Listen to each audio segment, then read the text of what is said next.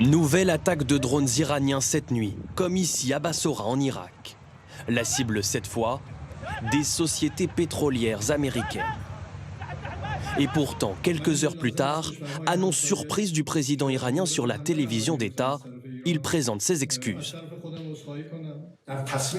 Le conseil de direction provisoire a décidé hier qu'aucune autre attaque ne serait menée contre les pays voisins et qu'aucun missile ne serait tiré, à moins qu'une attaque contre l'Iran ne soit lancée depuis ces pays. L'Iran semble vouloir calmer le jeu avec ses voisins. Un paradoxe, car depuis une semaine, les pays du Golfe vivent au rythme des sirènes. Des cibles stratégiques sont visées, comme l'ambassade américaine du Koweït, ou cette base navale américaine au Bahreïn. Les gardiens de la révolution veulent à tout prix éviter le face-à-face avec Israël et les États-Unis et tentent de régionaliser le conflit en ciblant leurs voisins.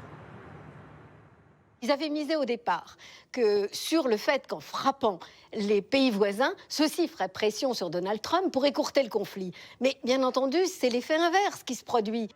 L'Iran frappe les emblèmes économiques. Ce matin, l'aéroport de Dubaï, le plus important de la région, a été touché par des tirs. Plus tôt dans la semaine, des hôtels de cette place financière et touristique avaient été pris pour cible. Les Iraniens n'ont jamais caché le fait qu'ils peuvent complètement rendre l'économie mondiale impactée par leurs actions.